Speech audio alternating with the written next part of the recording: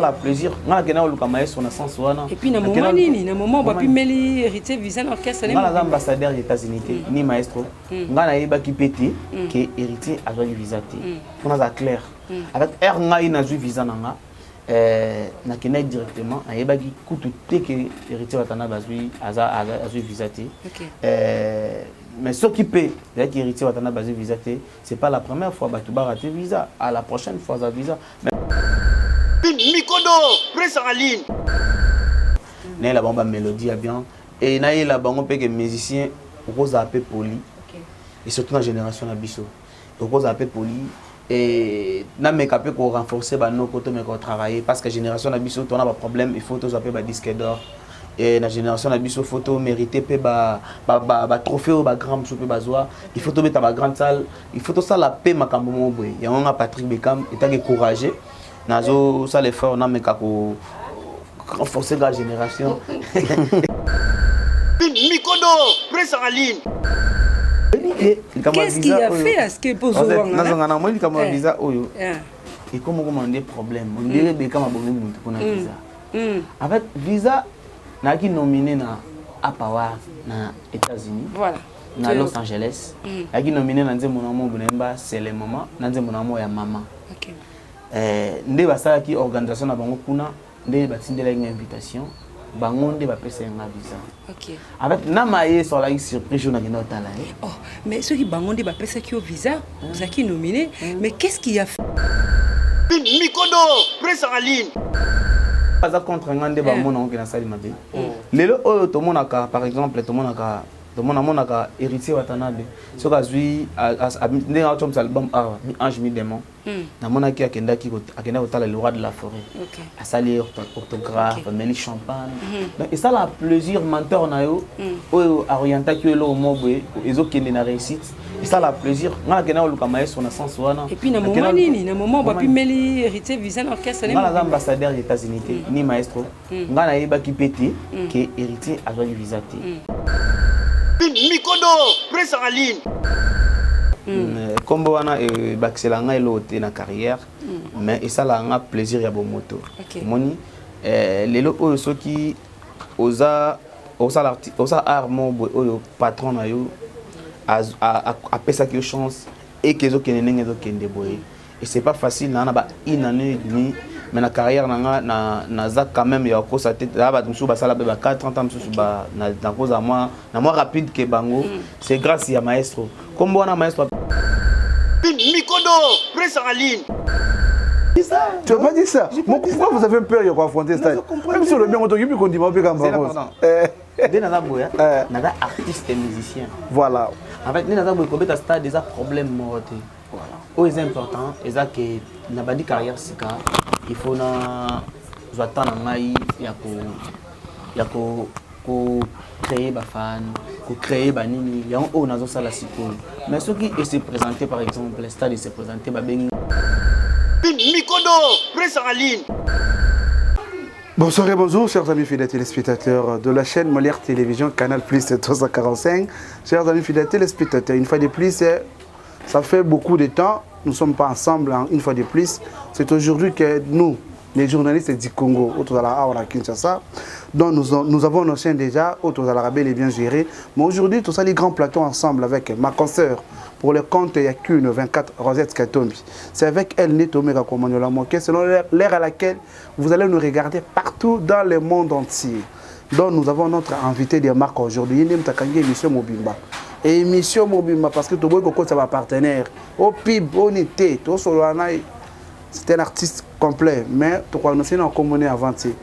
Nous avons la égoïsteté pour bel et bien encore une fois de plus vous introduire à ma carte de profondeur de l'émission. Directement au Pessim Pifo. Dans le beau Ronanga, moi aussi, au Azali Pembe Nanga, Rosette Kantombi pour le compte de Kun 24. Merci beaucoup à toi, Molière Télévision, Molière Chingala, mon confrère de Molière Télévision, Rosette Kantombi pour vous, chers amis téléspectateurs, Rosette Kantombi pour le compte de Kin 24 Télévision. Voilà, c'est un numéro spécial. De longtemps, je profite de l'occasion pour saluer tout le monde et surtout les fanatiques de notre invité de ce soir. Puisque c'est un numéro spécial, je vous dis qu'on reçoit aussi pour vous un homme, un leader, un musicien spécial, Molière Chingala. Directement notre ami Roland Kaimbe pour la réalisation. Il va nous aider directement de faire entrer notre invité. À côté de la carte il s'appelle Patrick Beckham. Beckham, il y a footballeur, mais Beckham, il y a artiste musicien congolais. Et du maître. Et du maître, entre parenthèses, on va découvrir ensemble avec vous. Merci beaucoup, chers amis fidèles. Roland Kaimbe, merci beaucoup. Et on se retrouve sur les invités. Bonjour, papa. Bonjour, bonjour, Molière. Bonjour. Ouais, ça va par là. Ça va, hein?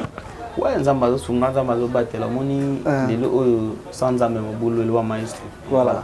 Oh, sans Nzambe Mobulo et le maestro. Mon maestro, une introduction au Wendeli.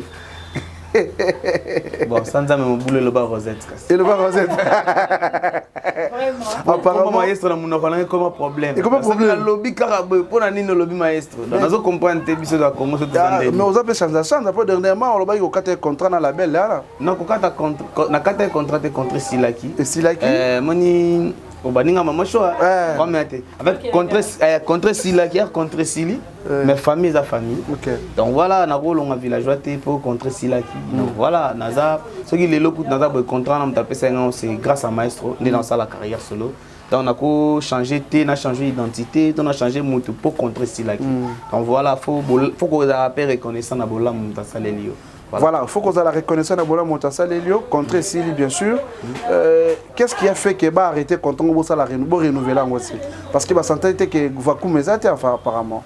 Et entrer, revenir, rien, moins. Donc quand là quand même Patrick Beckham na zéro au Nazaki Namo. Voilà. Na place na commis au on a commis nango déjà producteur pas boya ko bande la contrat ko sala ni les a passé et à nos jours en fait qui prend qui boy en fait fona me kozonga ngo pona ba fanatique ba bien monté en fait ezaki to contrat na ngai ezaki ngande na senga wanted na travail na wanted ezaki comment Air Maestro apesi ngai carrière solo apesi nga bourse dans sa carrière na zalaki penza na posa ko sala ngote na boyaki on a fait à peu près 2-3 mois. Auto kana bien tena père na yebika keso ba pesa contrat eza po ba longolo ndenge ka eza la donc ba pesi o sala carrière solo eza po ba longolo ngana boya ki ko acceptango mais après maestro talisi ngai ke non Beckham were pa nga poyemba carrière solo na yo eza na ndenge mabete mais nazo yante tango nga maestro na zambi oyo ba peke musique ba nyoka mabo na ki leader ba sala kaboy ba sala kaboy alors et tant que ndoliste na ebeki la tour na label ba producteur pe msu bazala ki me na préféra ki na kota demande na wanted daki ngande mut na zaki na posa na ngopo na wanted na za na moi confiance que c'est Villanova à peu près presque Villanova ne la ki wana pona na zo encadrement ya bien pe na zo ouverture ya bien mais air contrat na ngai zaki pona épée la bisaki épée la chance pe na banzembo ba solution ba c'est les moments ba WhatsApp air ebimi et marché ndenge et marchaki merci na ba fanatique tout oyo bazo continuer ko yokango nde na mona ke na sa score album na ngamoko histoire il fallait qu'il contrat ici là et contre ici là qui déjà nde na yaki na choité habiter père na mekanan ko bundalwa moi mobile ko ngamoko mais ce qui est compliqué na za la doute c'était pour la parler na ngana rapide et tout Robert Kay ça microbe chance c'est ça que n'a pas ça mais bon on a longate na zoika carrière dans ça là mais dans un rappel villageois donc voilà sans problème. Voilà, je le dis tantôt, tout au départ, il y a Annonce Nanga, nous avons un invité spécial, Patrick Beckham, l'aide du chef. Au sol, on va Pekuna Kala, et pas Fabregas, mais aussi l'aide du chef.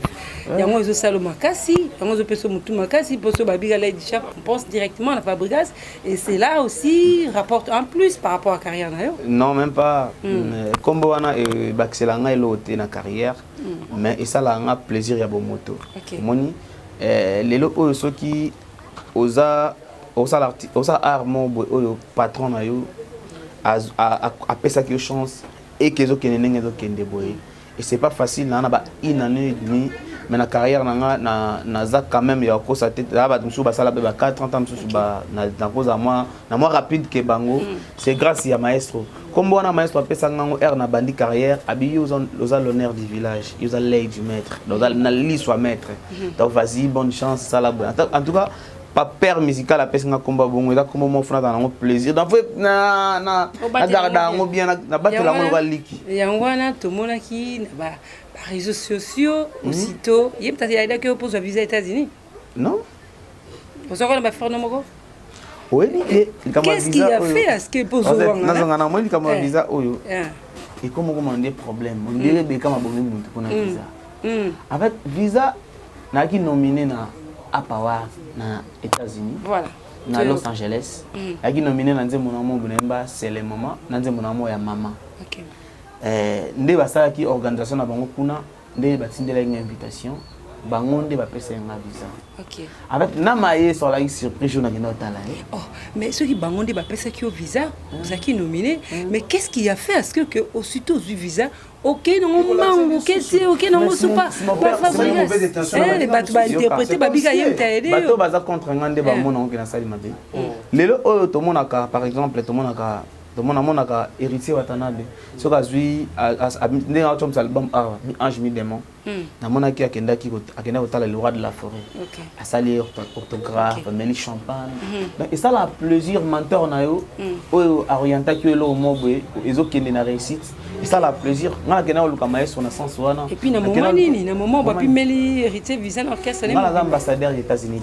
ni maestro nga na yeba ki pété que héritier azwa visa te on a clair avec air ngai na zu visa nanga na kena directement na yeba ki kutu te que héritier watana bazui azui visa te mais ce qui peut avec héritier watana bazui visa te c'est pas la première fois ba tu ba rater visa à la prochaine fois za visa mais pourquoi bino bodola tanga surtout bino ba journaliste bodola ngabola tisangango on dirait ngai na sale loko moko boye nazo comprendre et surtout na bandi carrière sika bodola tanga ba fardo makasi continue bitumbati continue bitumba wana moi ba tiraillement les entre Brest na héritier d'ailleurs je profite de l'occasion natikali komona côté héritier le biti ka première fois na moni pe côté maestro habité en premier héritier donc voilà na pesi Edmo Badi Banga qui est le patron lui-même les boss complets azwa na à partir en direct de Kin 24 et sur Congo Diama Télévision à partir à France et Dimo Badi Banga, le patron lui-même, pourquoi pas aussi Rose Ngaloula, la Katia Paris,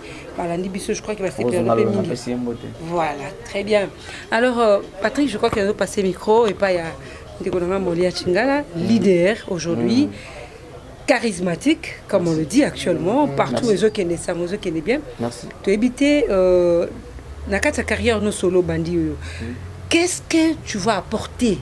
Tu es un artiste belé, King Kester, même clavier bat baolo ba makam belé le fali pa na makam na ye et puis Fabregas pe sous mais qu'est-ce que le leader Patrick Bekam a comme biso en plus na katia musique na biso bon là Patrick Bekam normalement na ba grand frère tout au Jotanga ba sala qui offre ba sala ba porter la biso presque déjà à peu près presque tout ils a comme instrument na musique na biso nga Patrick Bekam on a joué la bango za kana la bonne musique bien na la bonne mélodie bien et na la bango pe que musicien rose un peu poli et surtout dans la génération na biso rose un peu poli et na me capé pour renforcer ba nos côtés mais qu'on travailler parce que génération na biso on a pas problème il faut tous appeler ba disque d'or et la génération na biso photo mérité pe ba trophée ou ba grand peu bazwa il faut tomber dans ba grande salle il faut tout ça la paix makambo mo boy ya on a Patrick Bekam étant encouragé nazo ça l'effort na me kako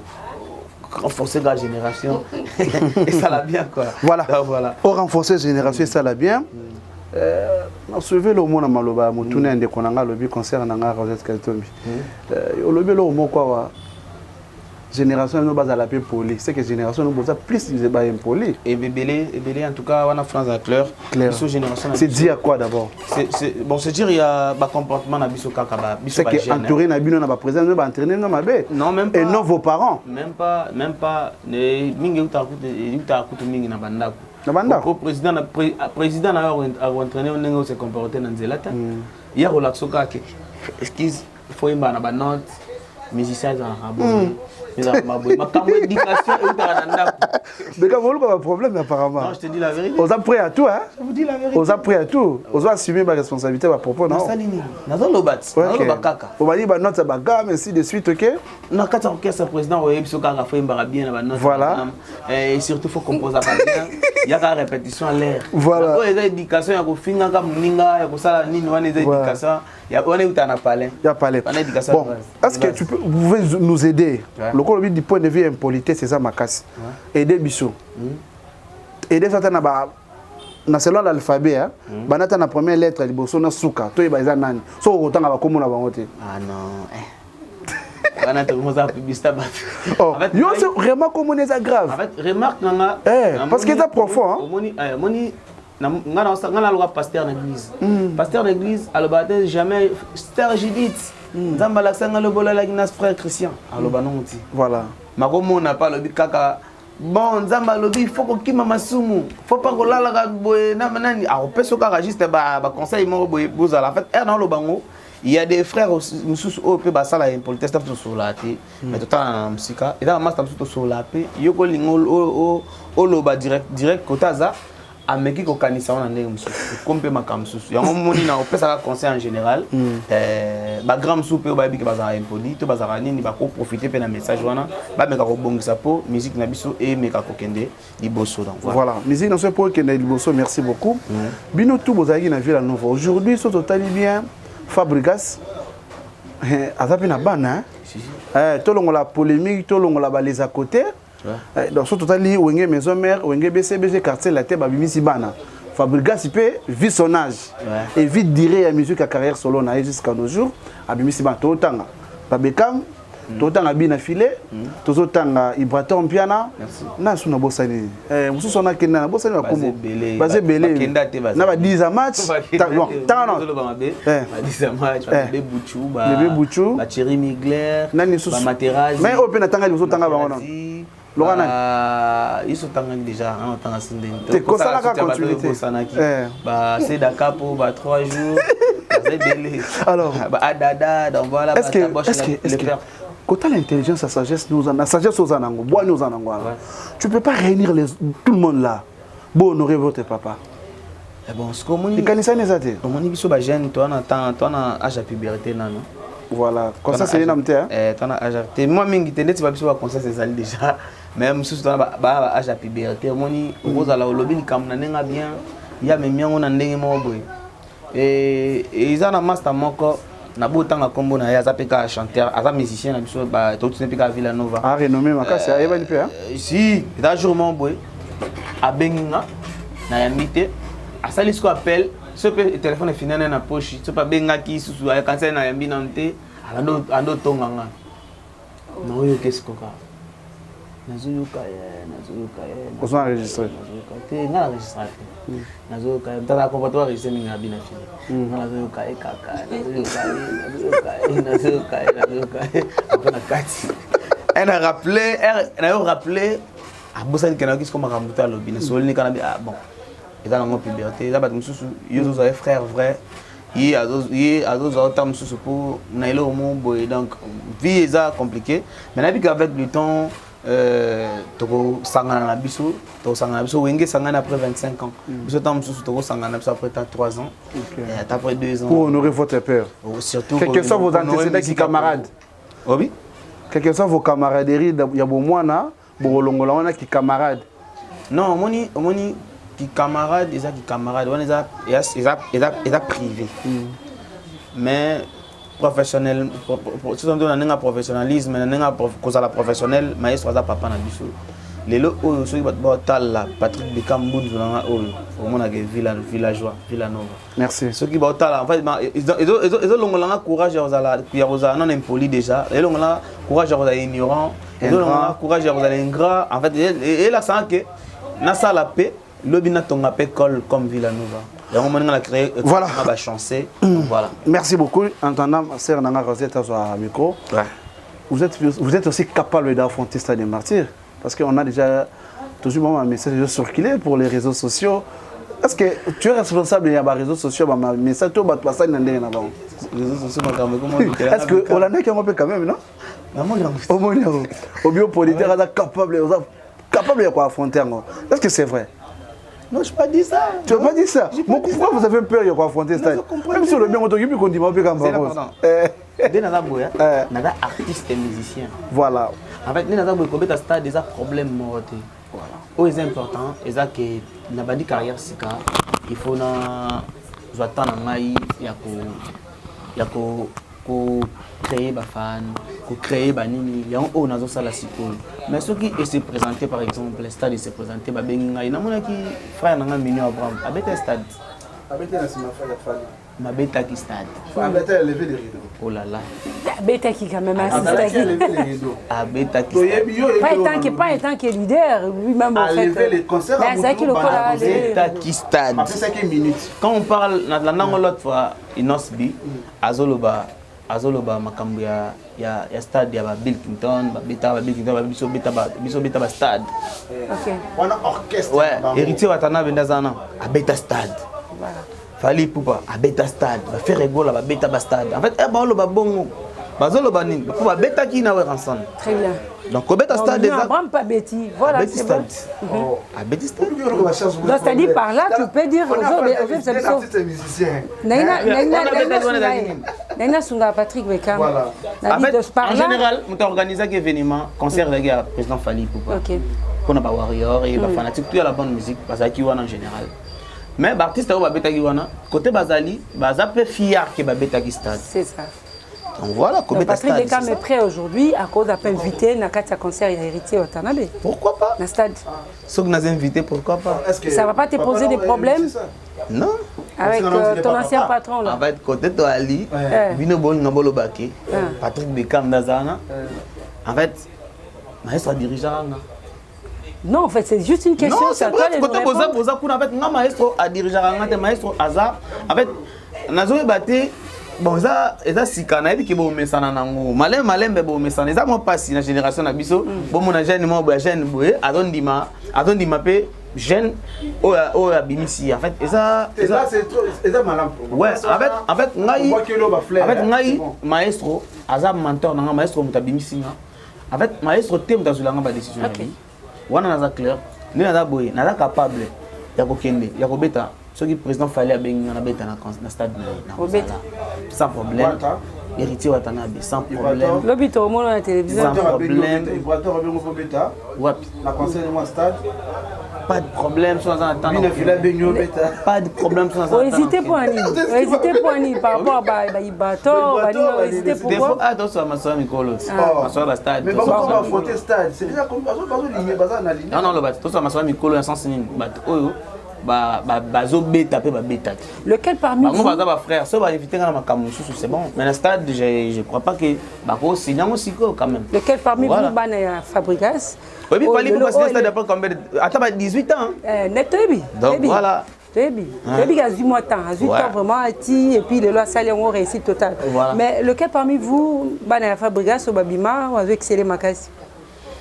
Eh ben c'est belé hein, c'est belé au bazo. Et bon, attends, moi t'as une balle, tu à part yo. Bien affilé, azo sa fierté, ça en est boulot bien. Et ça te fait comment? Sauf qu'à fa bon ça maman Mikel. Voilà. Ça te fait comment quand il y a des pics entre lui et ton patron? Oui, voilà, c'est tout net singa boy. Aina nenga pona. Quand on est dans le bac, il y a zala moi respect, il y a zala boy, il y a zala réglo moni. Lelo oyo ata au bandit pour ça ba fan na yo. Mais il y a des fanatiques qui sont négligés télé tu vas villageois pour vous tailler pour nga.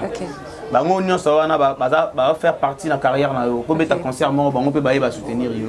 Il faut à la poli, il faut à la boy, il faut à la boy. Ba là moi on a mona comment au fin na TV, comment ça la ngana bimi pour na contrer, na ça mambe belé.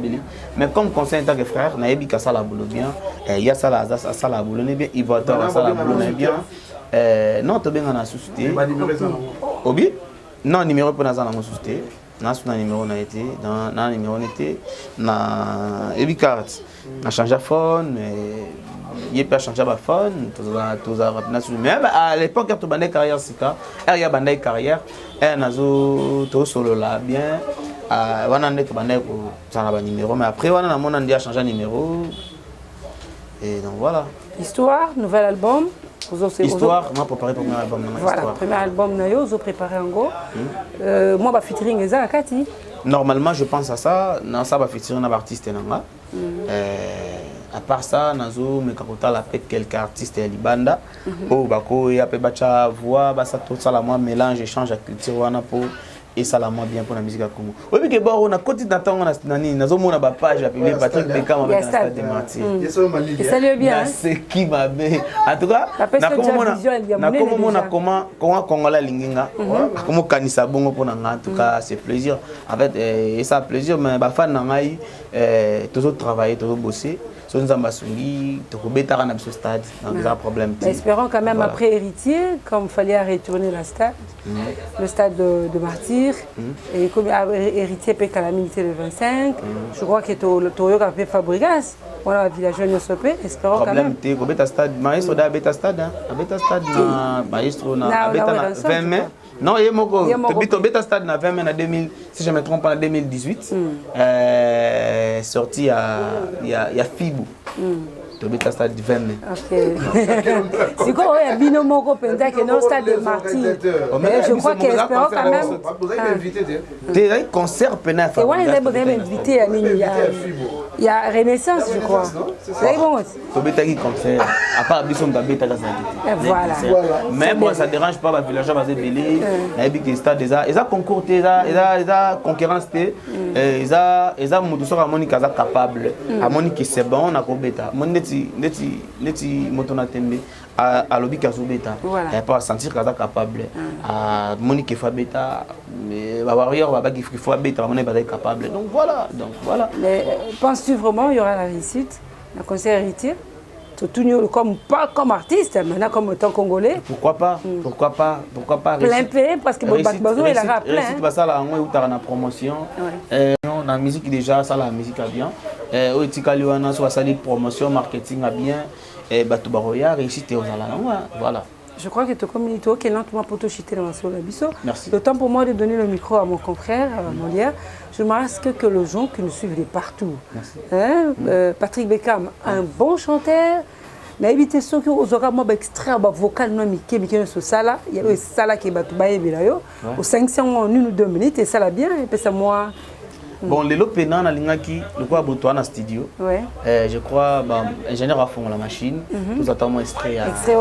Il y a Nzembo Sika, blog il y a déjà pour la fan et vous allez bien les lots, bah évidemment que hasard c'est là du maître. Donc voilà, tout à fait extrait pour noter que la bango le Sika surtout na début décembre awa, tous autres mais c'est la bango générique na bango. Pour na ba fête et bicarbonate to banda ko yemba photo binapé mais le gars tout ça ah na yemba yemba ah na générique on est-ce que vous en a trempe pendant niveau bo beta ba générique pour générique que bino bo beta ba générique beta ba générique bien pourquoi besolinga tout ça là vous vivre na concurrence en fait to comparer kana oya yo kaka na oya bino kaka wana chez biso est-ce que wana da chez biso batu bat zela sikoyo ba mesana na lokolo na Bamesana le coulon, on va Beckham a proposé de générique de forme. Donc c'est très important. Pour les fanatiques, les mélomane, tu as la bonne musique. Basé là. Et surtout, bonne chance na batutu au bazobeta concert na Luanda Mekolo. Bonne chance na bango.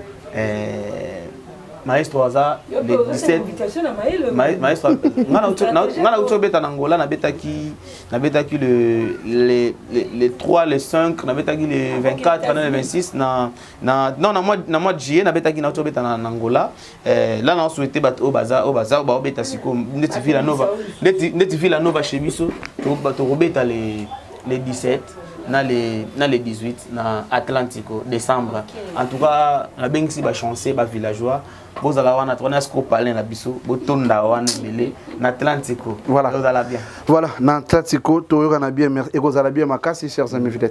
Un petit rappel, c'est l'artiste musicien congolais Patrick Beckham. Donc bientôt si Dieu voulant mois de décembre dernier, nous avons un album Histoire sur le terrain. Si tout va bien, voilà. Si tout va bien, voilà. Nous avons combien de titres dans l'album Histoire? Ouais, je pense que dans l'Inguise, il y a 15 T. Donc, dans le moment, on a un nombre exact. Il y a 15 T, tous les jours. Et comme tu troubles à moi, Dimi. Mais il y a 15 T, non, ça a vraiment fort, il y a 15 T. Il y a 15 T. Oui, que ça a plaisir pour t'avoir dit pendant les non sans Jojo Ngonda. Asinga Beckham en tout cas, les gens qui ont linga les dans ça la Jojo Ngonda dans ça la peine à nzembo ya vient biso KMB Chentemba na si les d'ailleurs extrait à KMB Chentemba to comme tout à l'heure donc voilà alors histoire pourquoi histoire d'abord pourquoi histoire moni na bandi carrière sika et sa première en résumé hein pour temps ouais voilà et sa premier album na ngai na lingi vraiment na expliquer fanatique place na outil et on a commis na expliquer pe ba mourir histoire ya love ndenge zalaka na meka ko pesa pe mon ba conseil na nze moment na kati wana il paraît que babali ex na histoire na nze moment wana na histoire wana ex préféré. Babali ex. Il paraît que Babali ex. Chacun a son ex préféré. Ah bon? Ok. Quand même. Ex préféré. C'est ça pour moi. Yo pose un mot. T'es une nimtolo ba oui. Yem c'est les années. En tout cas, ex préféré. Chacun a son ex préféré. Voilà. Yebisanga ya yo ezala kanani. Babo moma olekisa na chéri na yo ya kalai. Soki balobi azonga yo kolinga ezala nani. Vous êtes une zana. Une exception. Oh.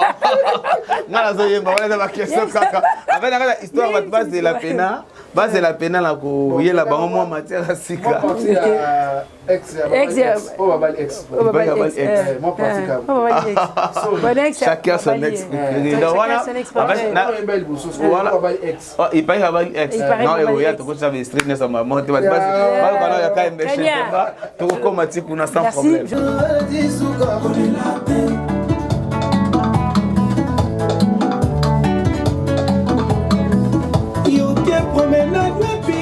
Nous comme on a l'idée, et pourtant tous avec qui ensemble, quand on a le sommet balai, je vais m'azeau, y'a maman, Lucia Moaza, dans la boucle qui met toi, bébé, Nanya Tatigo, toi chérie, Nanya Yibi, l'eau pour la Gijeko, Fabile, Yanto, Telema, maman, Tadou Maniza, Jojo, Yamara, on aura fait qu'il est, Tango,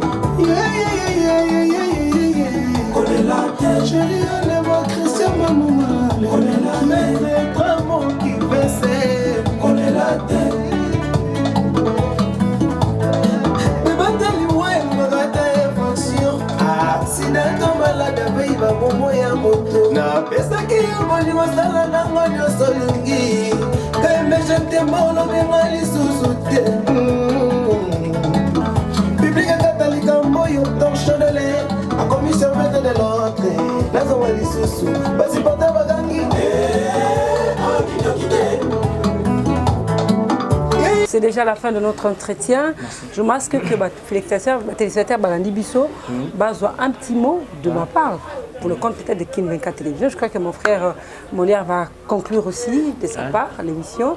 Nous sommes arrivés pratiquement à la fin, mais nous allons donner quelques secondes de minutes à notre invité spécial, auto préféré qui tout soit de Kodangaï, journaliste Molière Chingala, Patrick Beckham, leader actuellement, président de l'orchestre. Merci. Donc comme nous avons Bisso, Batubalandio de partout, un petit message aux alliés jeunes.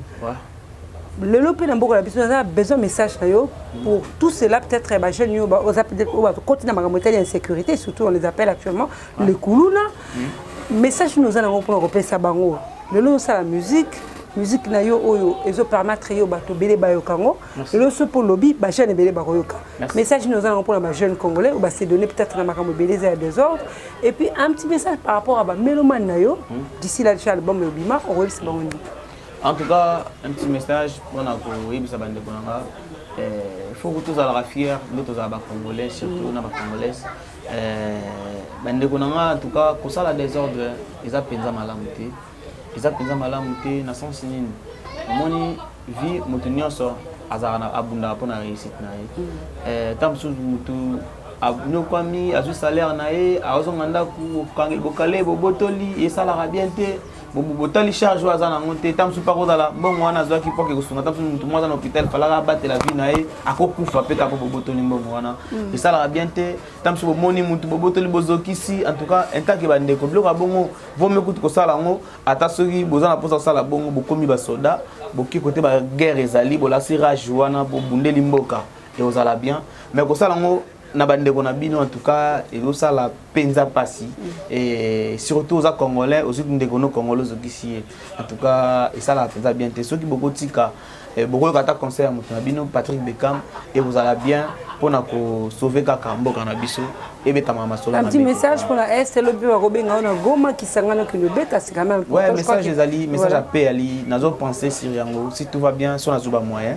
na komeka osala nzembo moko ya paix pour mboka osala nzembo moko ya paix pour mboka po bitumba kobomana oyo ezosala penza malamu te nazo penser pour nango na obule nanu comment est-ce que ndeni babimisa nzembo ya bongo pour moni c'est différent na banzembo na bimisa nzembo ya paix tozo organiser soki c'est bon na kokotisa tokende tokotisa ta na chef de l'état baluka ndeni bako mambote na yo mambote na ngai na batutu oyo balingaka la bonne musique batutu balingaka Patrick Bekam batutu balingaka l'œil du maître naza wana pona bino en tout cas to continuer à soutenir mboka et vous allez bien FARDC Moura la police tous ensemble l'œil du maître en studio à préparer histoire beau continuer à s'abonner na ba page na ngai Patrick Bekam l'œil et na chaîne YouTube na ngai Patrick Bekam TV pour na ba suite ya makambo tikali merci c'est gentil merci na batutu au bazai na ngai États-Unis voilà et surtout nabetaki na Chicago na Champaign Illinois